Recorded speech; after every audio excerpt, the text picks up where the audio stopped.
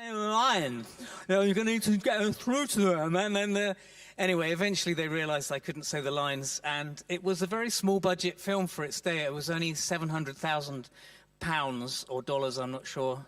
It started off at. I mean, for a lot of people, that's quite a big budget film. Yeah. But so they went away in a huddle, evidently, I was told later, and decided whether they could afford to do ADR, which was overdubbing the lines. But there was no budget at that point for ADR. So they decided to take all my lines and give them to the female Cenobite. So, and that afternoon, I went back to the green room and quietly sobbed inside my makeup, and nobody realised, because it was just Butterball sitting in a corner, and so no tears, please. It's a waste of good suffering. Could have been completely apt for that character. But the other thing you were saying about it being slimy, so in these days they have a special product that they put over to create, for example, alien slime, or to make everything glistening look... effect. Yeah. A glistening effect. Yeah, that kind of gloopy nastiness. In those days, in the 80s, they didn't have that. So they sent the 17-year-old runner to the local chemist to buy every tube of KY jelly that they had in stock. And the poor teenager had no idea what the meaning of KY jelly or what its use was. And he came back, he was beetroot with this family pack of KY jelly. But before each take, they would smother me with KY jelly. Any children here? No, it was good. So it was a bit of a head fuck. The scene where the house falls on top of him, they had all this polystyrene stuff, evidently, I didn't know, I can't see it, above me. And they had these buckets full of fuller's earth, which is a kind of dust that they use. And they said, OK, so you're standing here, raise the knife. When we say, it was acting by numbers by this point. When we say action, raise the knife. We'll make sure that the boyfriend is in front of you, so it looks like you're going to be stabbing him. And then the house will fall on top of you, and you kind of fall out of sight. Fine, I can understand how that's going to work. So I stand there, and they say action, and I raise the knife, and I'm trying to be as menacing as I can. And I raise the knife, and I'm holding it like this, and eventually I hear, cut, cut, cut! Oh! And the house had fallen on top of me, but because it was all polystyrene and KY jelly, and my makeup was 3 inches thick of foam latex, I couldn't feel anything hitting me at all. By which point, my head, which is covered in KY jelly, is now completely wrecked because it's covered in a pound of fuller's earth and dust and bits of polystyrene. So they had to cancel the shooting for an hour or two while they carefully went away and cleaned my head off. Shaved a butterball. Yeah. Gave him a head bath.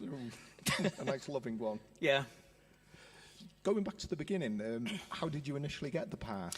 So I was at drama school in North London, a place called Mount View, and shortly before I started, a few Liverpudlians, funnily enough, had moved down from Liverpool, Clive Barker being one of them, Doug being another one. They were all school friends together, and Pete Atkins, and started a fringe theatre company called The Dog Company. Which was based just down the road from where I was at drama school. They came to see a production of King Lear that I was doing, and a kabuki version of King Lear, but that's another story. And like what I was doing, and just asked me if I would like to join their fringe theatre company when I graduated, which I did. And we worked together for several years.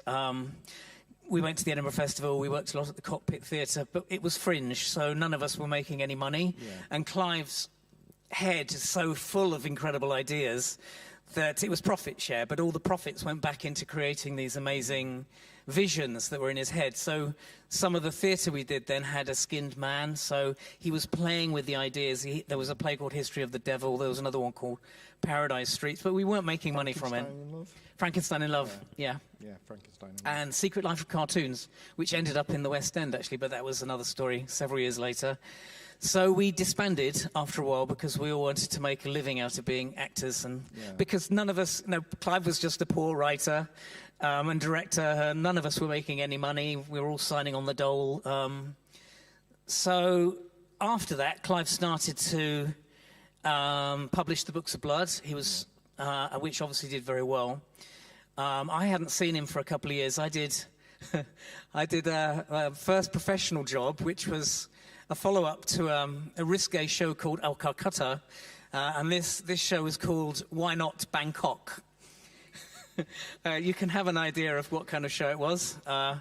It was very poor, and I did a whole load of theatre shows which were absolutely awful, and I thought if I don't get something soon that is any good, then I'm going to leave the profession. And I rang Clive out of the blue to see what he was up to. And he said, "Oh, I've just had 2 screenplays made into films. One of Rawhead Rex. And Underworld. Underworld, thank you. I always forget that one. Well, apparently it was either Underworld or Rawhead Rex where the producers actually said to Clive, "This is blasphemous." And even an interview I read by him, and he thought, "Well, I'd best do Hellraiser myself then." Yeah, well, he persuaded. I don't think he was very happy with the way they were directed. Yeah. So he persuaded the production company to let him write and direct the next one, which was Hellraiser. So on that phone, as I was talking to him, he said, "I'm just about to do this film. Do you want to play a monster?" And I said yes, and thinking that nobody would see it. It would play at a few festivals, and here we are, 37 years later. Sitting in real? Worshipping it. Yeah, no. Bizarre. And 2 weeks ago we were all in Las Vegas. 7 of us. It's crazy that it's still as successful and popular. Well, arguably, it could be said that it was one of the films that changed the face of horror. Certainly aesthetically, I mean, the story's a very simple story. But aesthetically in the visuals, it's something that I remember seeing it for the first time when I was a teenager, and it was something that I'd never seen before.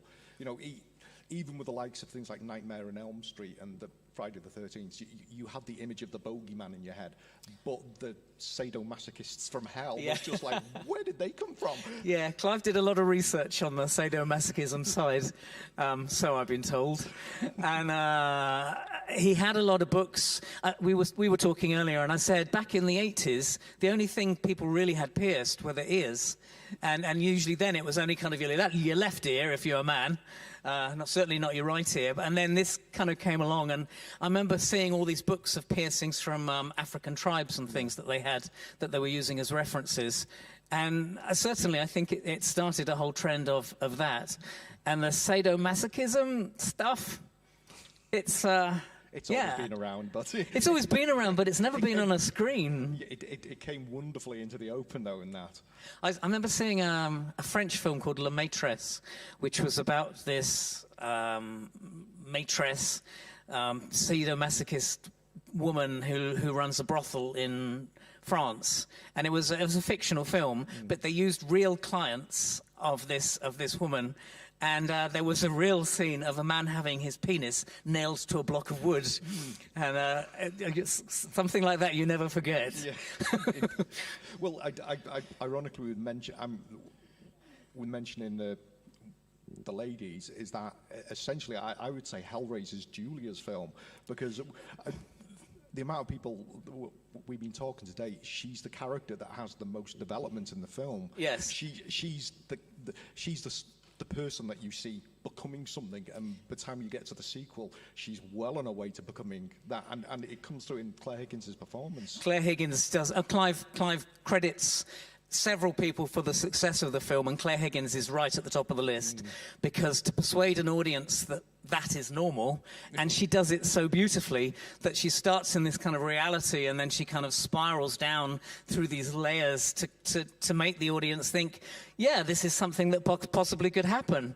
And we all kind of have experienced infatuation, I certainly have, and unrequited love, and that passion that we have for somebody that doesn't quite come back. And it does take you to places that you wouldn't, well, maybe it's just me, but it does take you to places that you wouldn't normally... I feel your pain. Okay. You wouldn't normally dream of going to. Maybe not quite as extreme as that. The other person that he credits is Christopher Young's incredible score. Well, we were talking earlier about it originally was going to have an electronic music score by Coil. That's right. Yeah, that's right. Which you can actually find on YouTube if anyone's interested in hearing the original Hellraiser score. it is available on YouTube properly and legally to listen to.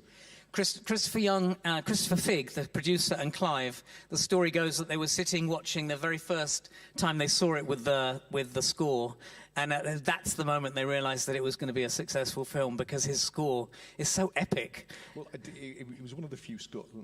Obviously, being a teenager, I had limited funds, but I had the Hellraiser theme on LP, and because it's rousing from the opening. It is, but it's also a love song. It's a waltz. It's 1 2 3 1 2 3 1 2. It's a waltz, which completely fits with the theme of love, and the dancing that goes on between the character. Yes. So it's clever. Yeah, there's a lot of clever stuff in there. All the wonderful interplay between. It was interesting just watching the end there, and the thing that I think most of us felt didn't really work, but it was kind of. The special effect of the day was the optical effects, which they paint on the. I read in a feature at one point, it was Clive and some German guy painted them all on by hand. Yeah, they were all painted on by hand, and it's such a shame because they just go. Oh. It's arguably the only thing that's really dated in the film, apart from the shoulder pads and the big hair that the ladies wear. Yeah, I mean everything was practical then because we didn't have CGI. So everything had to be, and that's one of the things I like about the new Hellraiser film. I don't know if any of you have seen it, but there are a lot of practical effects in that. And I love the fact the way they use the house becomes the box, and they use a lot of theatrical effects to create all the box changing and the house changing. So. And quite sensibly, they completely went the opposite direction with the Cenobites, because we were in the bar watching through, and the scenes where the Cenobites appear on screen, and you could frame them. I mean, they're so beautifully shot, and down to the costume designs and the practical effects. I mean, I don't think they could be bested by even with today's makeup. Well, it was interesting in Las Vegas. We were asked by somebody in the audience how we felt about the new Cenobites in the new film not wearing leather, and I tend to be the comic of the group of the four of us. So I said, well, it's because these days more and more people are vegan, and no cattle were hurt in the making of the new Hellraiser film. And then Doug chirped in, Doug Bradley Pinhead being the intelligent one of the group, saying, well, actually, if you think about it, the film is all about skin and trying to get your skin back or loss of skin, so the use of leather actually, again, another very intelligent decision by the costume designer. Yeah. What was it first like when you had the first makeup test, when you first got into costume? Because famously, Doug's talked about that. He walked out, and it was like the sea parting before him. It was just people looked at him with awe. But bearing in mind, you really couldn't see anything. No, I couldn't. So the first day of shooting, I sat in the dressing room with Doug, and obviously I couldn't see anything, and the makeup was 2 inches thick. So I said to Doug, I'm going to do some facial expressions, and can you tell me what the makeup is doing so I have an idea of how I can make him move or animate this makeup? And so I did some kind of small facial expressions, and Doug said, so when you're ready, start. So I did some bigger facial expressions, still nothing. By the end of it, I was kind of gurning.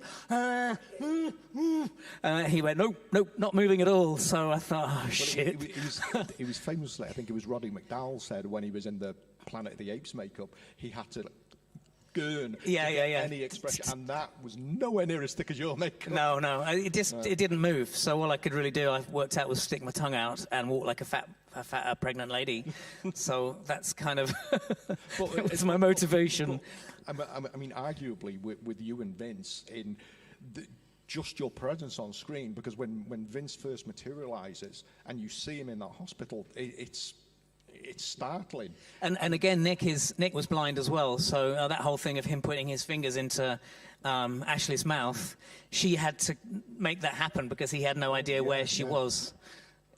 It was crazy. So yeah, the first day it was pretty awful actually, because I suddenly realized that I was going to be sitting in a corner with sensory deprivation for hours and hours and hours a day. So was the hospital scene the first scenes you filmed as the Cenobites? I've no idea. I can't remember. It was a while ago. Yeah, it was 7 years ago. I can't remember what we started with.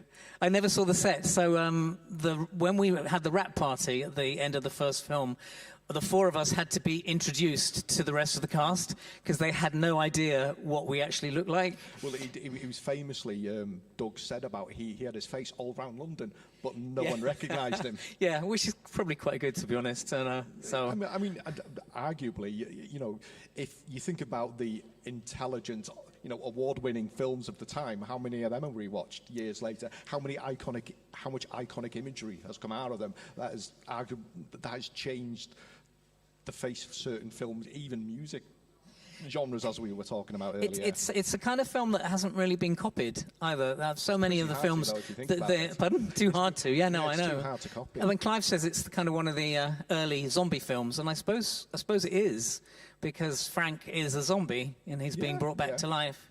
Clive also had an idea. I perhaps shouldn't say, but I'm going to anyway.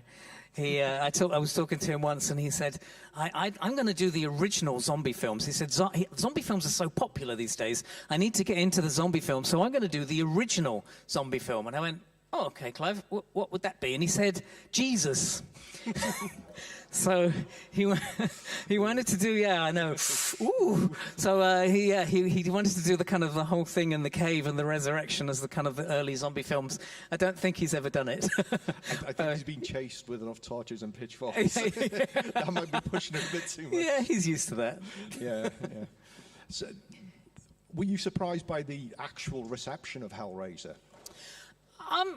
It kind of weird, to be honest, because when it came out, again, there was no internet, so we didn't really know how successful it was. And it did its round at the cinema, and it seemed to be doing all right. It made a lot of money, I think. And then we moved on to Hellraiser 2, which we did the following year, and that did all right. But without the internet to kind of let you know how successful something is... Arguably a good thing. You couldn't, possibly, but you couldn't really tell. And then we did Nightbreed the year after that.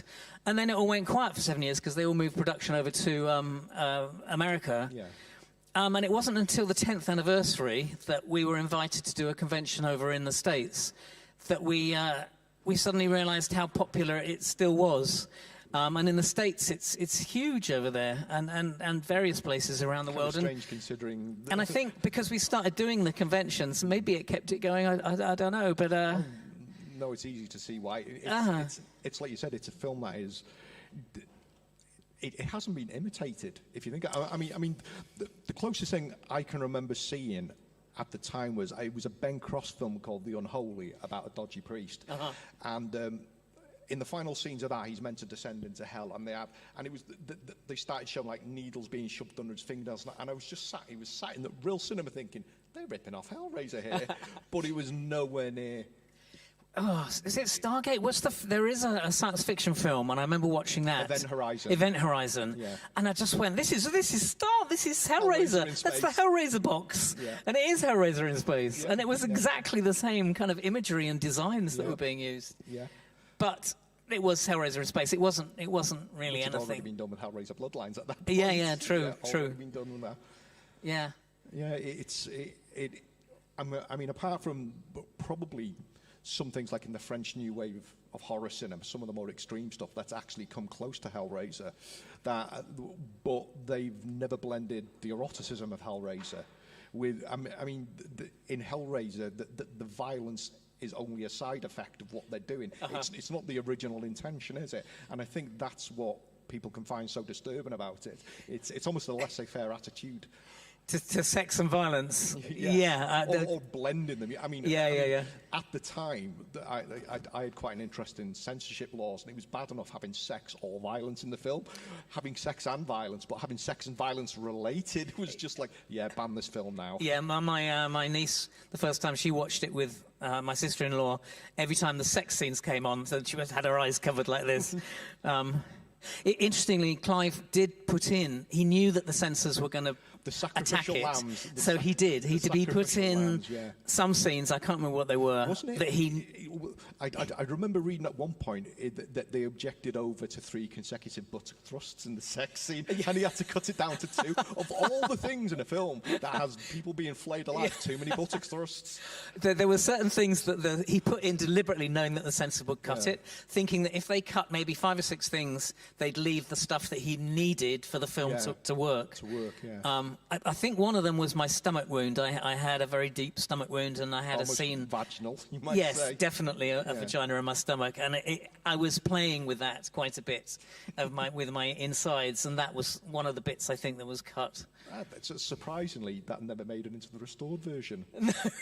I mean, but between seeing it on the original VHS release and owning it on VHS, and then when I bought the DVD in the early noughties and I started watching it, and I suddenly realised this is uncut, or what I'd read about the uncut versions, and Hellbound and then Hell on Earth, they were all getting released uncut now. And that was the thing which shocked me the most, that there wasn't a big fanfare made about it, because normally they say, oh, scenes, and it was only the fact that I was sat watching it, and it's the hammer attack, which is easily the worst scene in the film, because it's got the violence, it's got the intention behind it, and it was intact, and I was just completely shocked, thinking, oh my God, this is going to be uncut. And surprisingly, that was the only bit they cut out. I mean, obviously a lot more was cut out of Hellbound, but that was the, I mean, I suppose that's shocking by today's standards, though, that hammer attack, because it's a crime of passion. Doug Bradley tells the story of Claire Higgins' screen test. I don't know if you've heard this, but he stood in reading for the actresses coming to play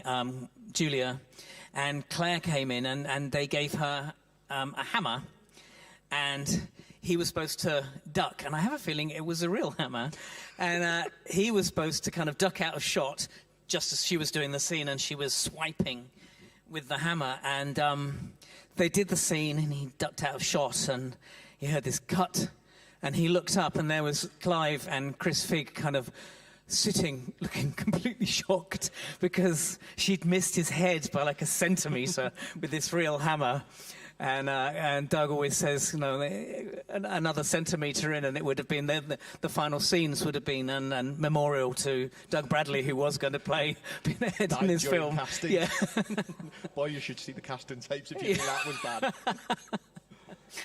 Yeah. So, moving on to Hellbound, I mean, obviously after reading the script for Hellraiser, and I love Hellbound, but it's not on the same level. And I mean, even worse, you get killed in it. Yeah. Were you happy with your death in Hellbound? Well, I always thought, I don't know, I always thought that Cenobites couldn't be killed because we were creatures from hell. We were already dead. Yeah. So I always felt that we were being sent back. But of course, they kind of wrote it into Hellbound that's what was Dr. Chenard was doing to us. Yeah. So. No. Obviously, from a personal point of view, obviously I realised that they were also going to move production over to the States and that they weren't going to take us. So I had more issues with Hellraiser 3 because I think in Hellraiser 1 and 2, the Cenobites are these mysterious priest-like creatures from this dimension of hell, whereas Hellraiser 3, suddenly anybody can become a Cenobite. And there's no, well, it's the thing with Chenard in it. He's obviously, he's a man of obsessions, and that's why he gets chosen. And then all of a sudden, it's like, well, just hand your application in. Yeah. You want to be a Cenobite? Yeah. Shout to the audience. I had to do loads of stuff for years to get that job. Yeah. It was a shame. I think they went in the wrong direction there, but. Are you familiar with the Scarlet Gospels? Yes. You actually got lines in that? Yes. Butterball does appear in that, yeah. I'd like to see that made into a film, actually. That'd be interesting. He actually gets arguably a better death, killed by a kamikaze origami bird, but at least he gets to, like, verbally slap Pinhead before he goes past. Yeah.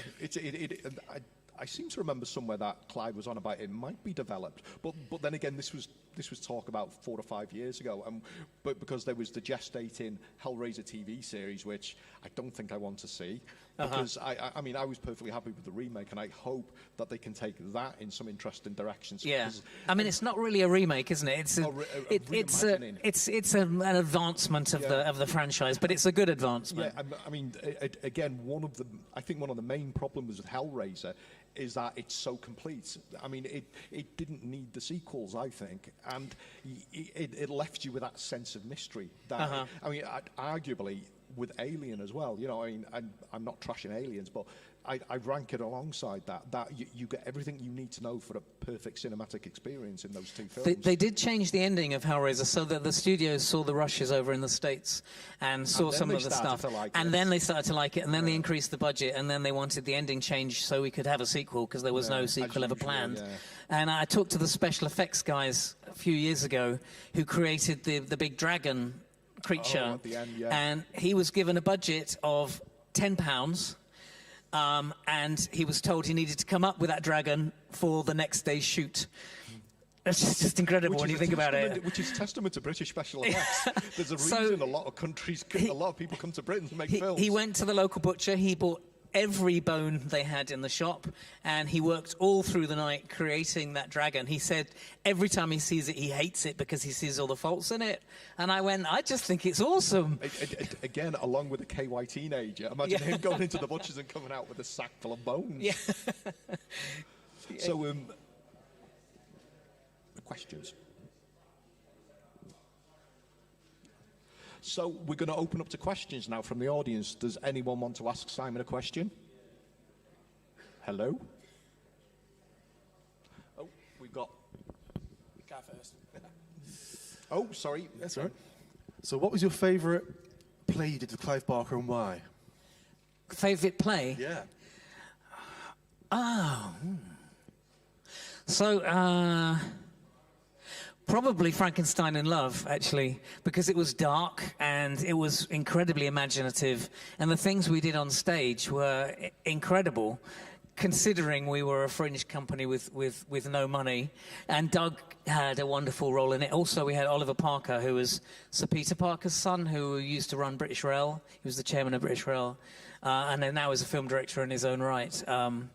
And he was pretty incredible. He had a skinned man costume that he wore, which we created. But all of Clive actually wrote me a play called Crazy Face, which was on at the Cockpit Theatre, and they were going to be doing it with the Youth Theatre. And he wrote for me to play the lead in it, but I couldn't do it because I was already. I talked to him about it a few weeks ago. Actually, I was already cast in something else, so I couldn't do it.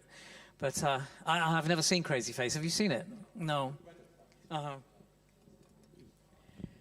Ellie? Well, I'm coming, Ellie. Make him run.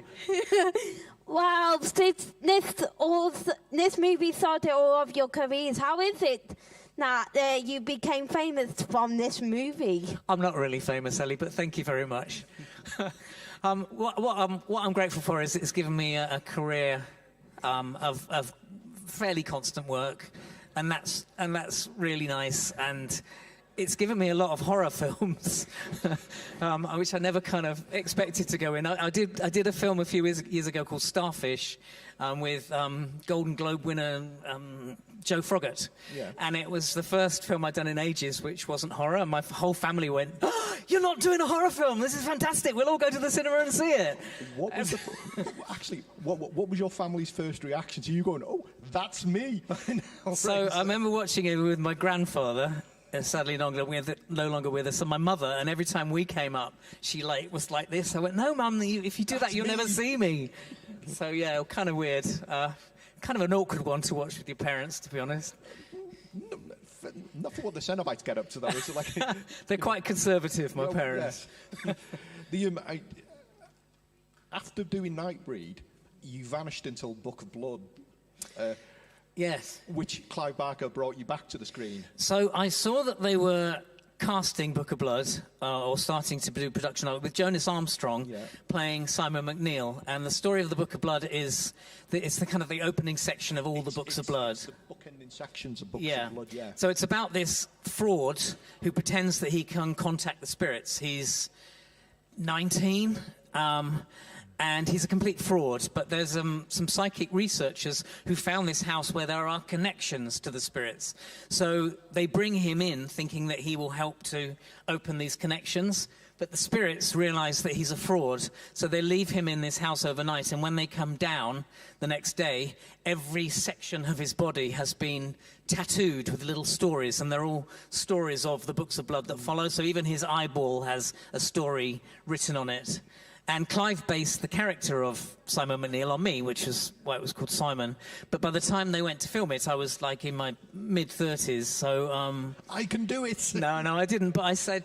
I contacted the casting director and the director, and I said, this story was written about me, you'll have to give me something in it. And they didn't get back to me, so I sent Clive a text, and the next morning I had messages from the casting director and the director saying, "Of course, we'll give you something in it." So yeah, they gave me a part of a removals man, which is another kind of recurring character that seems to appear in all of Clive's films. I have no idea why. Doug nearly played the removals man. Yeah, he did. That's right. Doug, quite wisely. Doug was offered the choice of playing the removals man or the monster, and he did consider playing the removals man because he thought, well, this would be good. My face would be seen on screen. And like I say, we didn't think anything would come of it. We didn't think it would be a successful film. But he obviously made the right choice. I mean, obviously, when you first read the script, what was your first impressions of actually reading the script? Were you think, oh, they're going to censor quite a lot of this?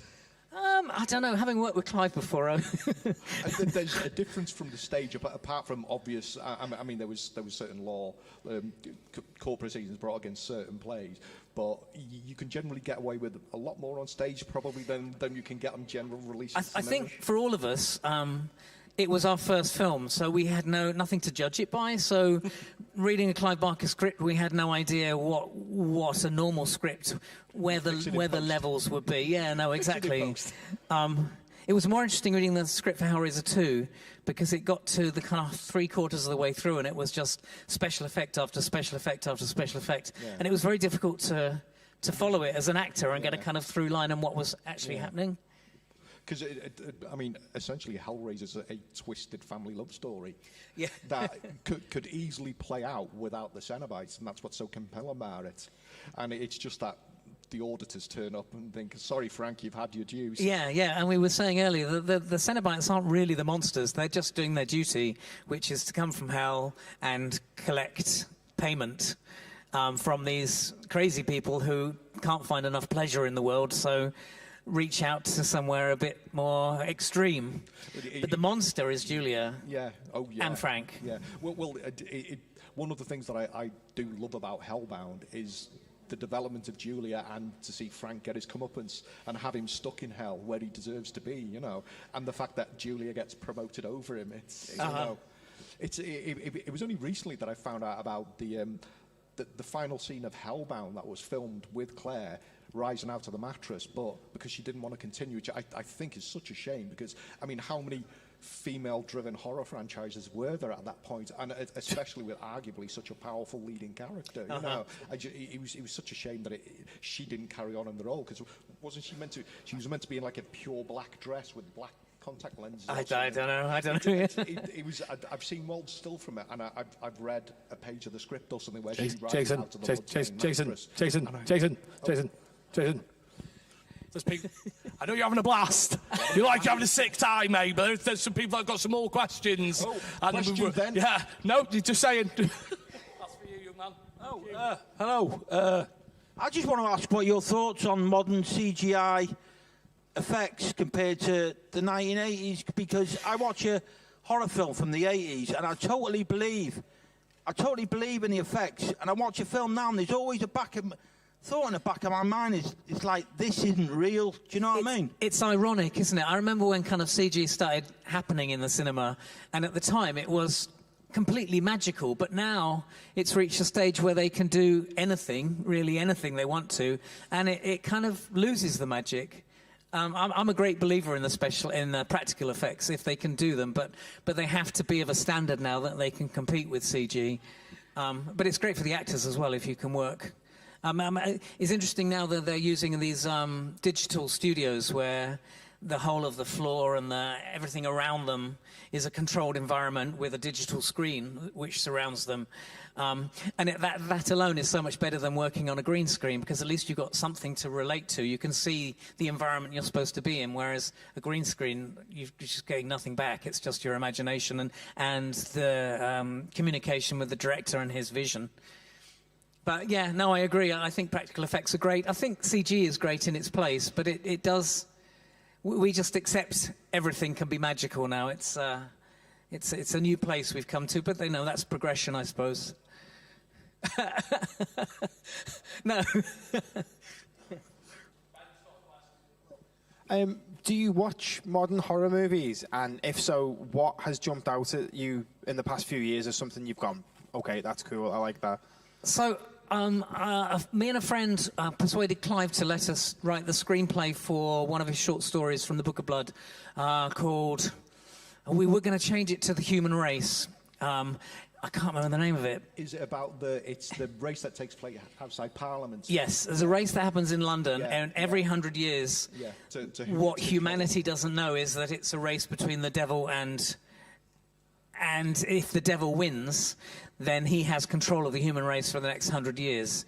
So we persuaded Clive to let us start writing the screenplay for that, and we realised we hadn't seen a horror film for a long time, so we saw some of the Saw movies just to see kind of where the ball was, how far you could go, and that was quite shocking because it was kind of torture movies and a lot of people having their ankles cut and stuff, and so it seems you could kind of get away with anything, but I'm not a great fan of that.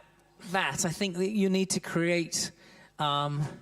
the atmosphere to create horror, and I think that's more important, and the tension is more important than necessarily just kind of violence.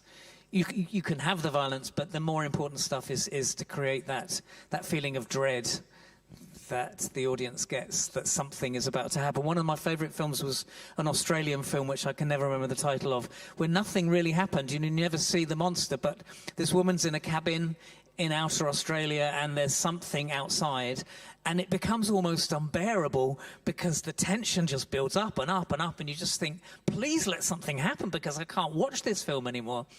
I can't remember how it ends, but yeah. We got a question up the back there. Hello. How did you come about getting the part in the film? Were you seeked out, or did you audition? Someone already asked this. I am so sorry. Can you repeat that, Tom? Yeah. He said, how did you get the role in Hellraiser? Like, how did you meet Clive? Clive offered it to me. It was that simple. I was very, very lucky. I think we were all very, very lucky, to be honest. Our lives would have been very different had we not known Clive.